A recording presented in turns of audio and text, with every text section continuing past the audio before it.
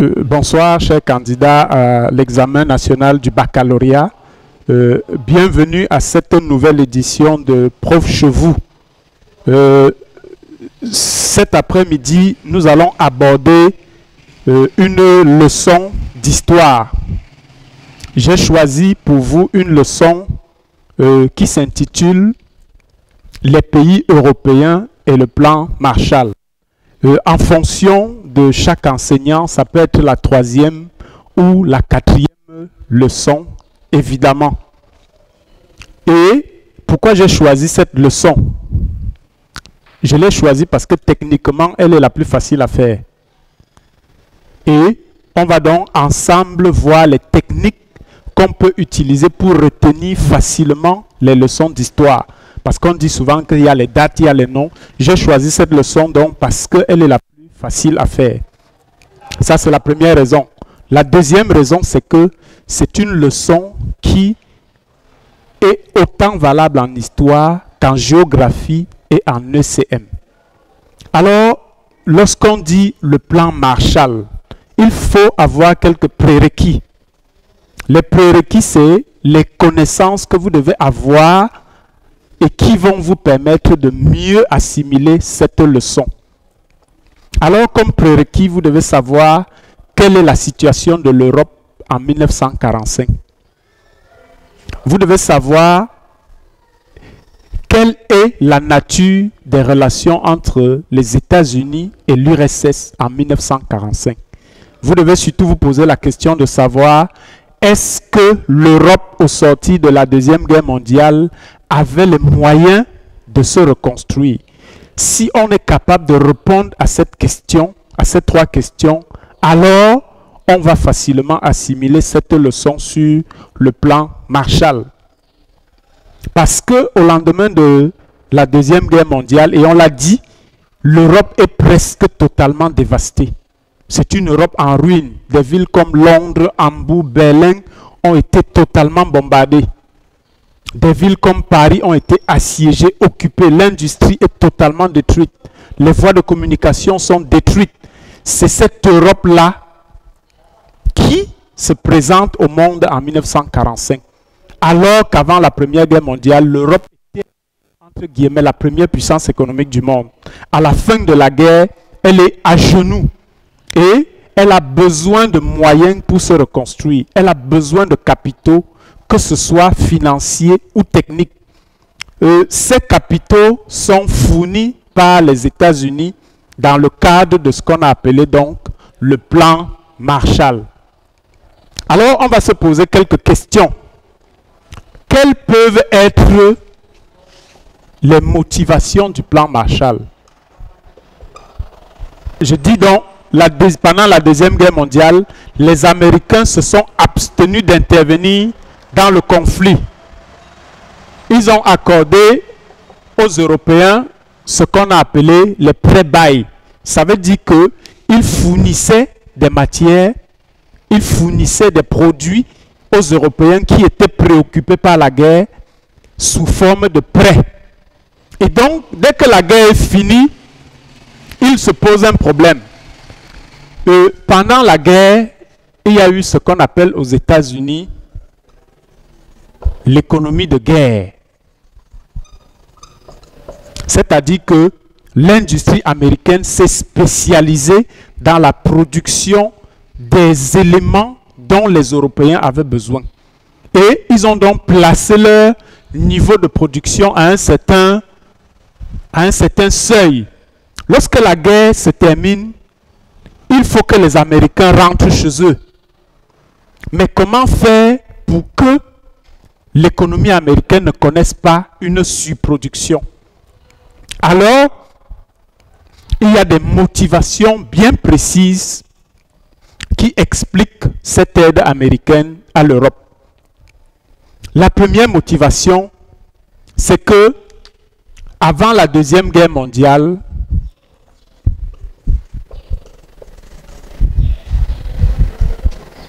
les États-Unis pratiquaient une politique étrangère qu'on a appelée l'isolationnisme. C'est-à-dire, pour parler comme chez nous au Cameroun, ils ne se mêlaient pas des affaires des uns et des autres. Mais ils se sont rendus compte que cette politique-là, justement, a conduit à l'éclatement de la Première, puis à l'éclatement de la Deuxième Guerre mondiale. Alors, ils se sont dit, il vaut mieux s'intéresser à ce qui se passe autour de nous. Peut-être qu'on peut en tirer un quelconque bénéfice. La deuxième chose que nous devons savoir, c'est est-ce que l'aide américaine était gratuite? On va voir tout à l'heure qu'il y avait des motivations précises pour lesquelles les États-Unis ont aidé l'Europe à se reconstruire. Mais est-ce que cette aide américaine était gratuite?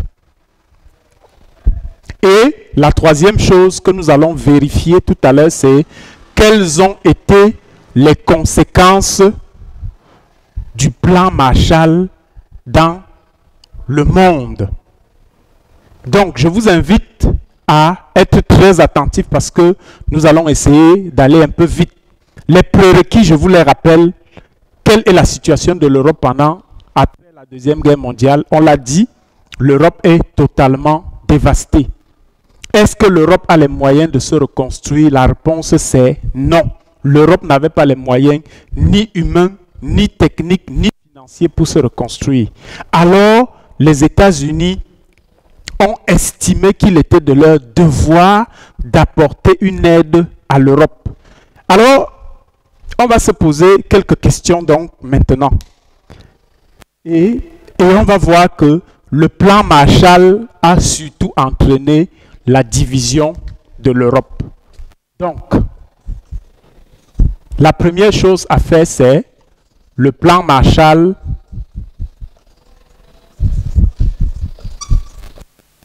et la division du monde.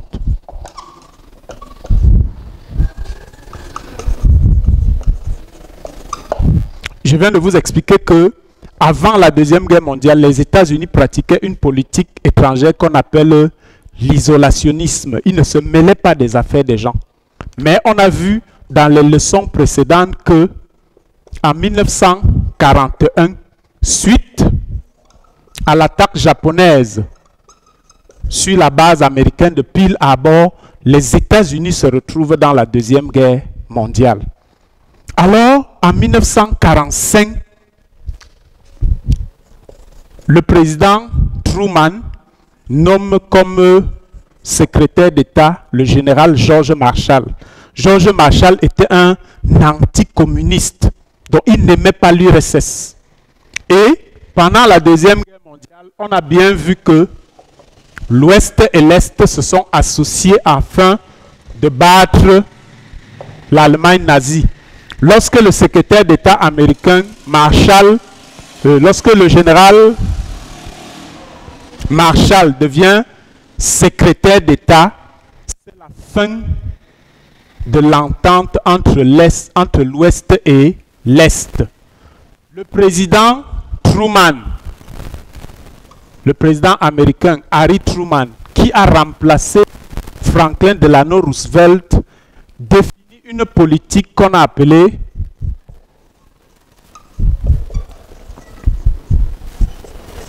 le containment, c'est-à-dire contenir, si on devait traduire ça en français, contenir, empêcher l'avancée de l'URSS et du communisme. Cette politique du containment est claire et sans équivoque. Tout gouvernement qui manifeste son intention de combattre l'URSS et le communisme a droit à l'aide américaine. Et à l'université de Harvard, en 1947, le secrétaire d'État Marshall annonce donc l'intention des États-Unis d'accorder une aide massive aux pays européens touchés par la guerre. Et c'est cette aide à la reconstruction de l'Europe qu'on a appelé le plan Marshall. Donc, pourquoi les Américains décident-ils d'aider l'Europe? Ça, c'est la question fondamentale. Et on peut y répondre tout de suite en disant, si on analyse bien, on va se rendre compte que les motivations du plan Marshall s'étalent sur au moins 3 ou 4 aspects. D'abord, un aspect qu'on va dire humanitaire. Quand je parle d'aspect humanitaire, vous avez bien vu qu'il y a la guerre quelque part, n'est-ce pas? Les organisations non gouvernementales, même certains pays amis, apportent leur aide aux régions sinistrées. Même quand il y a une catastrophe naturelle, un séisme, etc., les grandes puissances ou les puissances qui peuvent apporter leur aide. C'est ça qu'on appelle l'aide humanitaire. Donc, sur le plan humanitaire, l'Europe connaît la misère, l'Europe connaît la faim, l'Europe connaît le chaos. Les États-Unis veulent apporter de l'aide à des peuples qui souffrent. Ça, c'est la première motivation du plan Marshall sur le plan humanitaire. Maintenant, sur le plan purement économique, j'ai failli dire sur le plan géostratégique, je viens d'indiquer que pendant la Deuxième Guerre mondiale, les États-Unis ont développé leur industrie en fabriquant des armes, en fabriquant beaucoup de choses, l'électronique, l'automobile, l'aviation s'est grandement développée. Or, si les Européens, la guerre vient de finir, ça veut dire que le marché de ces produits américains risque de disparaître. Alors qu'est-ce qu'il faut? Il faut donner de l'argent aux Européens pour garantir les débouchés commerciaux aux produits américains. J'insiste là-dessus parce que le plan humanitaire est important. Mais il faut surtout comprendre que sur le plan stratégique, il fallait que les Européens disposent de moyens pour continuer à acheter les produits américains, pour continuer à s'approvisionner aux États-Unis. Ça, c'était le deuxième aspect des motivations. Maintenant, il y a un aspect plus idéologique. Les États-Unis, c'est ce qu'on appelle vulgairement le champion du capitalisme libéral. Ça veut dire qu'aux États-Unis, l'entreprise privée, l'État intervient très peu dans le fonctionnement de l'économie, sinon pour réguler. Alors que de l'autre côté, on a l'URSS, qui a pour système ou pour idéologie le communisme. Ça veut dire que dans le communisme, il n'y a pas de propriété privée, il n'y a pas de libertés individuelles, il n'y a pas de pluralisme politique.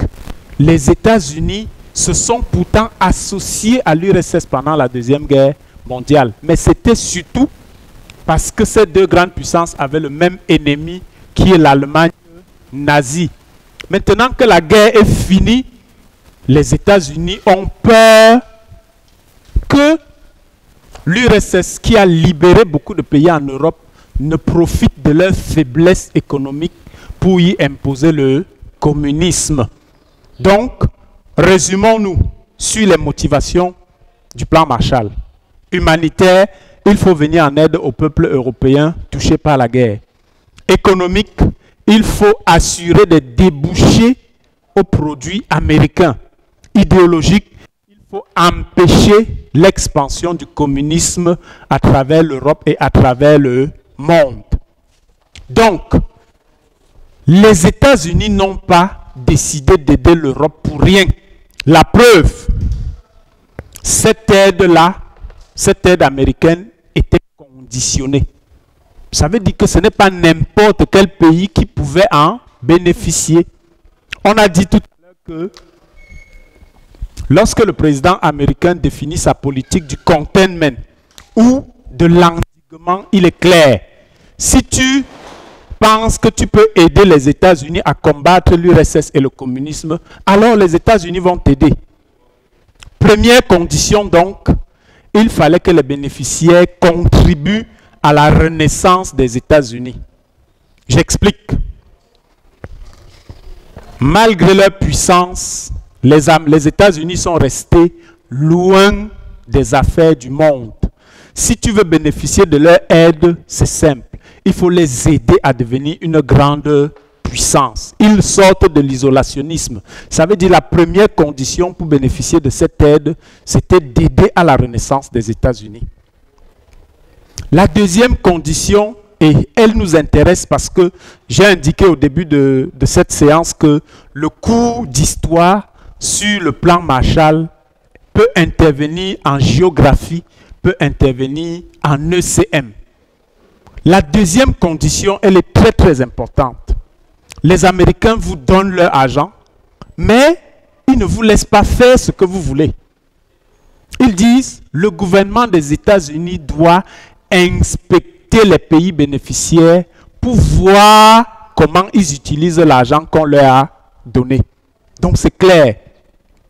La troisième condition, c'est que tous les pays qui vont accepter cette aide américaine doivent, première chose, signer des accords avec les États-Unis. C'est une obligation. Deuxième chose, ces pays-là doivent signer des accords entre eux pour harmoniser leur programme de reconstruction. Donc ce n'est pas chacun qui fait ce qu'il veut. Je résume.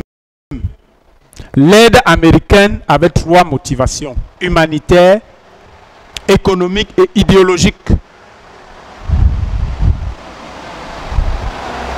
Cette aide était conditionnée.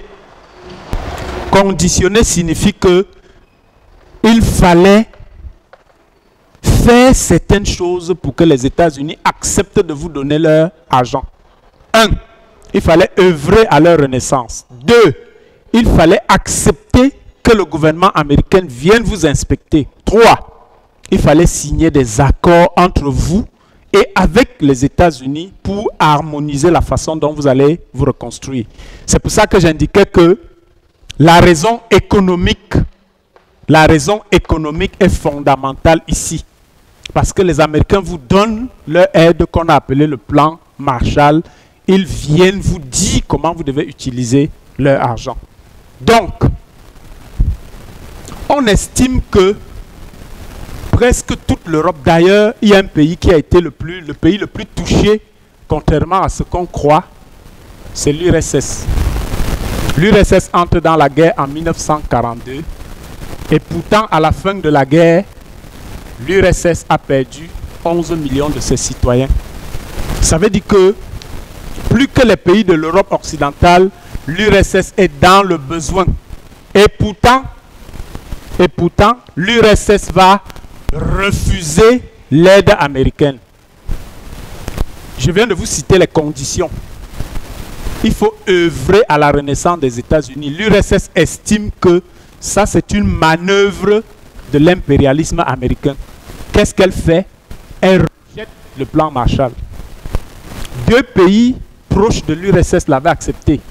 La Pologne et la Tchécoslovaquie.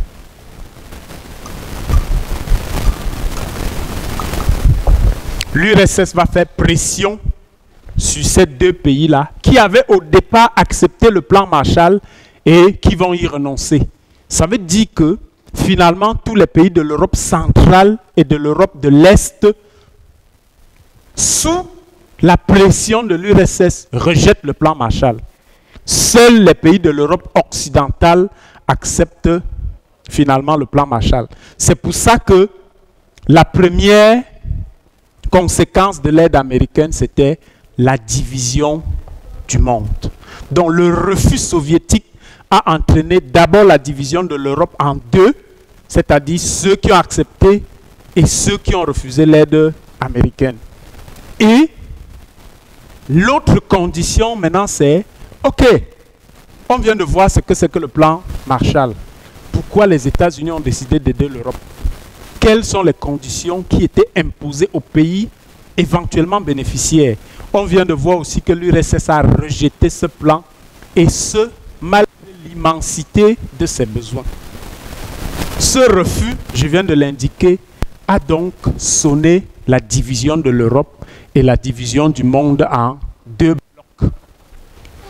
Voilà donc, chers candidats, si on vous demande ce que c'est que le plan Marshall, vous dites que c'est le plan de reconstruction américain donné à l'Europe à la fin de la Deuxième Guerre mondiale.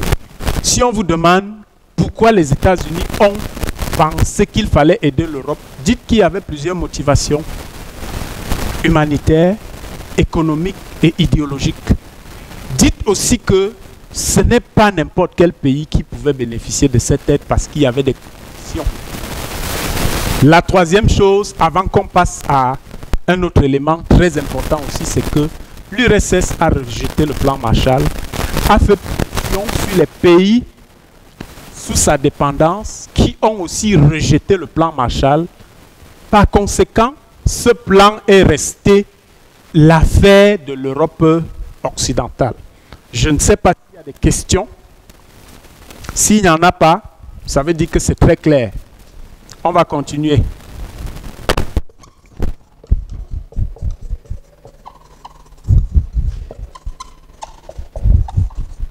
Donc, on continue.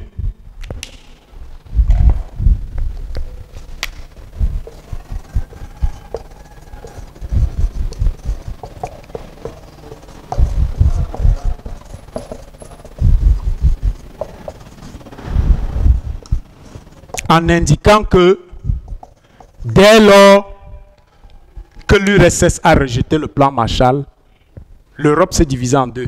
Une Europe occidentale, une Europe orientale. C'est pour ça que la deuxième partie de notre cours s'intéresse donc cette fois-ci à l'impact du plan Marshall sur la reconstruction de l'Europe occidentale. Mais avant de présenter l'impact du plan Marshall, présentons ce que c'est que le plan Marshall. Je vous ai indiqué que c'est à l'université Harvard que le général Marshall, secrétaire d'État, pour ceux qui ne savent pas, secrétaire d'État aux États-Unis, c'est le ministre des Relations extérieures au Cameroun. Donc le secrétaire d'État propose l'aide américaine. Finalement, c'est le 2 avril 1948 que le Congrès américain va effectivement voter le plan Marshall. 13,2 milliards de dollars. 13,2 milliards de dollars que le Congrès américain vote en faveur des pays européens touchés par la guerre. Et comment est-ce que cet argent devait être utilisé? Il y avait des prêts, c'est-à-dire qu'on vous donne de l'argent et après vous allez rembourser. Mais il y avait aussi des dons. Et le programme devait durer normalement 4 ans. Donc le plan Marshall est un plan de reconstruction étalé sur 4 ans. Évidemment, on a dit que l'URSS ayant refusé, seule l'Europe occidentale est finalement concernée. Et donc, les principaux bénéficiaires, il y a quelques pays parmi les principaux bénéficiaires de ce plan Marshall-là, comme l'Italie, comme la France, comme la Grande-Bretagne. Donc on va dire Grande-Bretagne, France, Pays-Bas, Grèce, Italie, etc. Ces pays sont les principaux bénéficiaires du plan Marshall et également la RFA.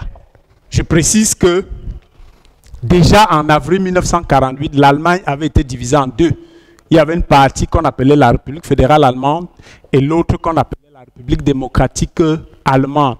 C'est la partie occidentale qui a donc finalement bénéficié de l'aide américaine. Je viens de l'indiquer, programme étalé sur 4 ans, sous forme de prêts, mais également de dons. Et les Européens vont donc manifester une très grande solidarité envers les États-Unis. Et qu'est-ce que les États-Unis vont faire? Ils vont encourager. Je préfère utiliser l'expression encourager parce que d'aucuns diraient ils vont obliger les Européens à se réunir de deux manières. D'abord, ce qu'on a appelé la coopération.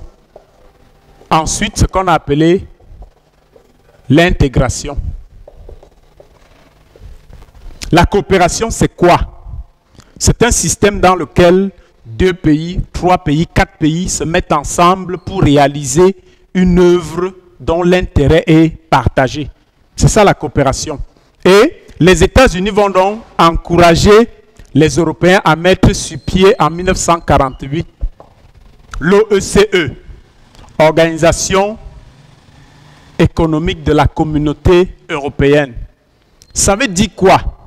Ça veut dire que dans cette organisation-là, les pays membres vont s'échanger prioritairement des services. Et l'OECE avait surtout pour objectif de favoriser les échanges en ce qui concerne l'énergie, en ce qui concerne le tourisme et en ce qui concerne la main-d'œuvre. Ensuite, va être créé à Londres ce qu'on a appelé le traité des 5. C'est-à-dire que la coopération est économique, mais la coopération est aussi militaire avec le traité des 5. Grande-Bretagne, Benelux et puis France. Benelux, c'est le début de l'intégration. Belgique, Néderlande, Luxembourg. En réalité, c'est une association de 3 pays. On dit le Grand-Duché de Luxembourg. Généralement, c'était des monarchies européennes qui, pour la circonstance, ont décidé de se mettre ensemble. Cette coopération militaire prévoyait une intervention automatique en cas d'attaque. Ça veut dire que si l'un de ces pays était attaqué, quel que soit le motif, les autres avaient l'obligation d'intervenir, sans chercher à savoir qui a raison et qui a tort. Ensuite donc, ça c'était la coopération. On passe à l'intégration. L'intégration est différente de la coopération pour la simple raison que lorsqu'on parle de coopération, vous et moi on peut coopérer. Lorsque je vous donne un devoir, vous pouvez aller rencontrer votre camarade qui a le livre, vous formez un groupe et vous faites le devoir ensemble. On va dire que vous avez coopéré en vue de faire votre devoir. Alors que lorsqu'on parle d'intégration en ce qui concerne les États, on voit les États abandonner une partie de leur souveraineté à une autorité qui se place au-dessus de ces États. Et ces États doivent donc se soumettre aux décisions de cette autorité. C'est ça qu'on appelle l'intégration. Et je viens d'indiquer que le premier élément qui marque l'intégration européenne, c'est l'association de ces 3 pays, Belgique, Néderlande, Luxembourg. Ils s'associent en 1944 pour créer le Benelux. Ensuite, en 1952,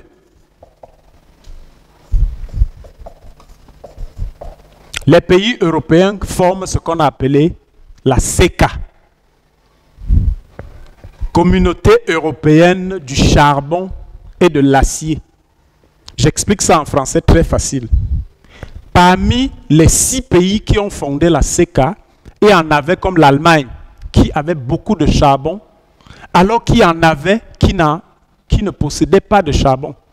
Là, l'intégration veut que si la France a besoin de charbon, l'Allemagne ne peut pas exporter, par exemple, aux États-Unis, tant que les besoins de la France n'ont pas été satisfaits. Ça veut dire que l'intégration vous oblige à penser d'abord aux pays avec lesquels vous êtes associés. Et en 1957, c'était le 24 mars,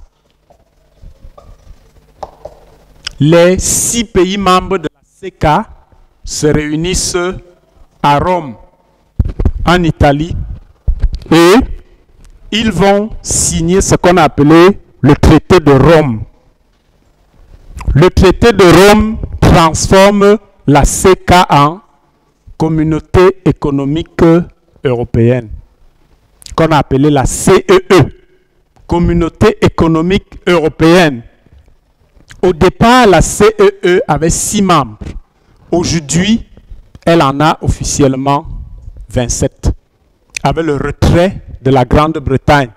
Ça veut dire que ce qu'on appelle aujourd'hui l'Union européenne et seulement la transformation en 1992 ou 1993 avec le traité de Maastricht de ce qu'on a appelé la CEE. Si on se résume, fondamentalement, on va donc se rendre compte que c'est grâce à l'aide américaine que les pays européens se sont regroupés pour former la CEE, qui est devenue aujourd'hui l'Union européenne. Ce qui correspond, et on l'a vu tout à l'heure, à une des conditions que les États-Unis avaient données. Ils avaient dit, si je vous donne mon argent, vous devez vous réunir pour harmoniser. C'est cette harmonisation qui a donc finalement abouti à ce qu'on a appelé la communauté économique européenne. Je l'ai dit, qui regroupait 6 membres, après 9, après 12, après 15, après 25 et jusqu'à 28. La Grande-Bretagne vient de se retirer à travers ce qu'on a appelé, je crois que tout le monde a entendu parler de ça à la télé, pendant plus de 2 ans. À travers ce qu'on a appelé le Brexit, c'est-à-dire la sortie de la Grande-Bretagne de l'Union européenne. Et quel était le but de la création de la CEE? Le but, c'était de baisser progressivement les tarifs douaniers à partir du 1er janvier 1959. Ça veut dire que si l'Italie veut exporter en France, les tarifs douaniers que l'Italie va payer vont être moindres par rapport à ceux qu'un autre pays qui n'est pas membre de la CEE doit payer. Donc l'objectif, c'était de créer ce qu'ils ont appelé un marché commun de la CEE, et aujourd'hui, ils parlent de marché unique. Donc, si on devait se résumer, le plan Marshall, c'est 13,2 milliards de dollars que les Américains ont donné à la Grande-Bretagne, à la France, bref, aux pays de l'Europe occidentale. Et la première conséquence positive de ce plan Marshall, c'est que les pays européens se sont regroupés de 2 façons. La coopération et l'intégration. Laquelle intégration a abouti à la création, je l'ai dit, le 24 mars 1957, de ce qu'on a appelé la CEE. L'Europe occidentale va connaître une grande croissance économique. Ça veut dire que, comme la guerre avait tout détruit, grâce à l'argent, aux capitaux financiers, humains et technologiques des États-Unis, l'Europe va se reconstruire rapidement. Cette période de croissance a été qualifiée de 30 glorieuses, les 30 glorieuses années. Au cours de cette période, la croissance économique moyenne est de 5%. Parfois, dans certains secteurs comme l'automobile, l'énergie, le pétrole, on frôlait les 20%. En 1950, par exemple, la France exporte déjà 20% de sa production. Ça veut dire seulement 3 ans après l'entrée en vigueur du plan Marshall. Et les Américains étaient tellement contents de voir que cet argent a servi que le plan qui devait durer 4 ans, n'est-ce pas, a été prolongé de 4 nouvelles années. Donc, la France exporte 20% de sa production, l'Allemagne 28%. Les secteurs de pointe se développent en Europe, l'électronique, l'électricité. On voit apparaître en Europe ce qu'on a appelé une société de consommation. Les gens découvrent le supermarché. L'Europe se développe.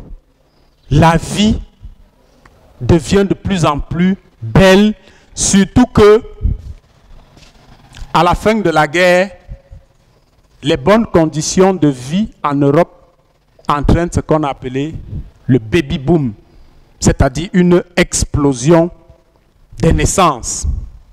Les pays, je l'ai dit, les pays de la CEE sont les premiers concernés par la croissance. En 1944,